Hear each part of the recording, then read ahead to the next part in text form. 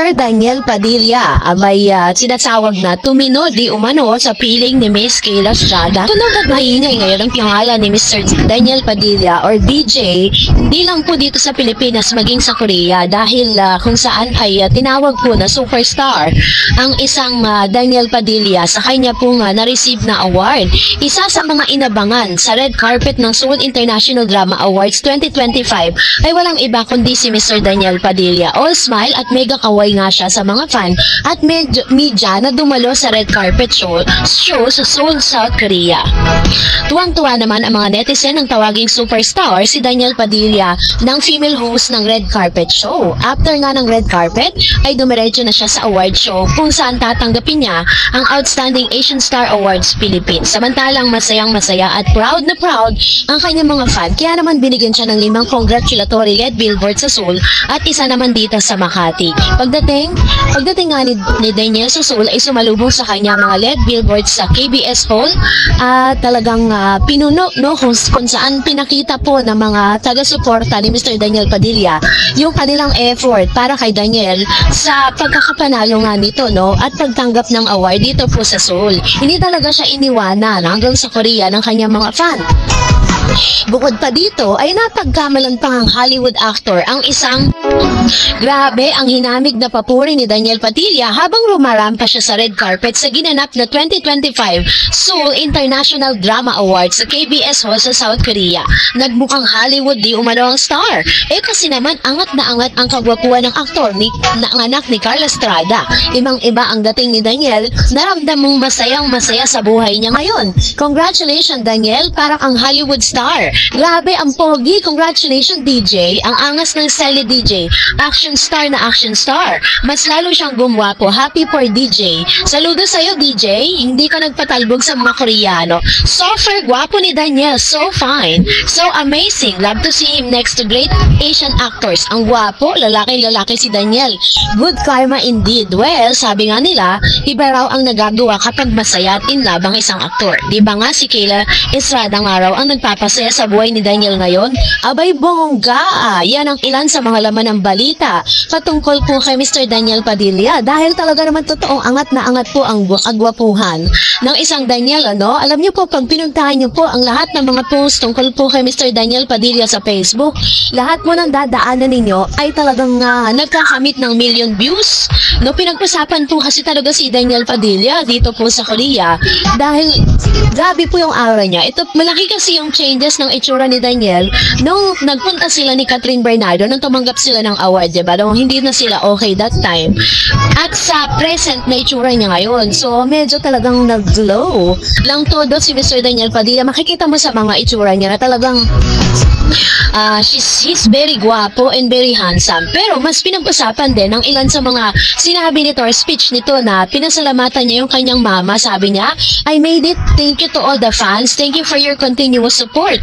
Sabi ni Miss Carla Estrada sa kanyang Facebook page, to see you achieve your dreams and turn them into reality is the greatest gift mother could ever receive. You truly made it, anak. Ayan. So very proud naman po ang isang Carla Estrada sa kanya pong sa kanyang anak na si Mr. Daniel Padilla dahil kung tutuusin, napakarami pong pinagdaanan ng isang DJ, ng isang Daniel Padilla. Samot-saring mga pambabash at mga panghuhusga ang naranasan ni Daniel pagkatapos ng breakup sila ng kanyang ex-girlfriend na si Miss Catherine Bernardo. Marami pong nanghusga sa kanya na sumikat lang daw at nagkakaroon daw ng mga mararaming awards at tinapanood at tinatangkilik ng tao dahil kasama niya yung kanyang ex-girlfriend at magaling na actress na si Miss Catherine Bernardo. But this time ay pinatunayan ni Daniel na kaya niya rin pala talagang magka-award even without Miss Catherine Bernardo. So kaya talagang sabi niya sa mami niya, Mama, I made it. So parang sinasabi niya na nagawa ko at talagang at magagawa niya pa rin yan sa mga susunod na proyekto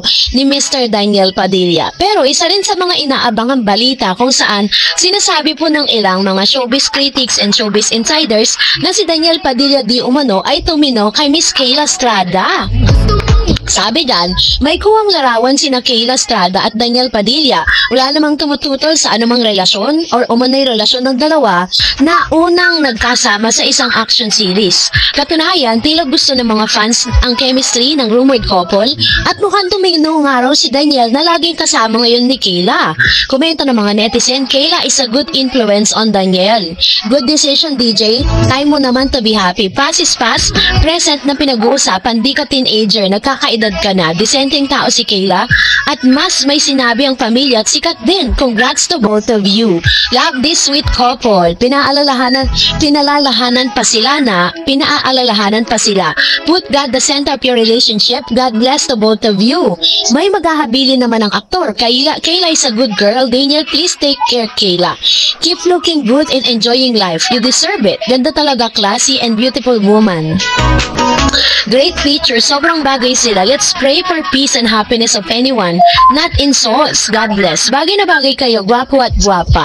Decenteng babae pa. Take care for DJ. Huwag na sanang patagalin, basta right age na, go.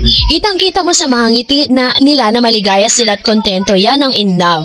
So, ito po talaga namang pinag-usapan po yan sa social media na talagang very free po sila, no, na nagpo-post po sila.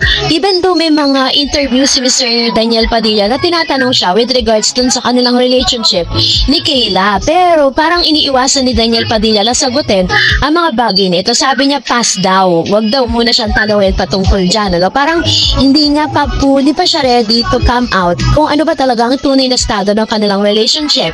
Ganon din naman si Miss Catherine, di ba? Hanggang sa ngayon, wala pa rin po siyang matindihang pag-amin patungkol dun sa relasyon nila ng kanyang rumored boyfriend na si Mayor Alcala.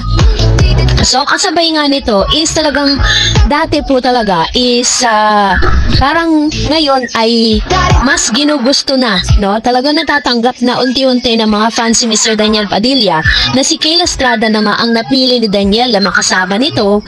At the same time, kitang-kita mo kay Mr. Daniel Padilla that he's already moving on, no? Talagang naka-move on na talaga si Daniel at ready na talaga siya to face another journey for another girl, no? At ang maganda rin kay Daniel Padilla, nagpagaling muna siya ng kanyang puso. Kumbaga parang dumaan siya sa matinding healing process. And afterwards, diba? Kasi katulad na sinabi niya sa interview niya kay Mr. MJ Felipe, na wala muna raw love after po nung kanyang pag-sign ng kanyang contract sa ABS-CBN.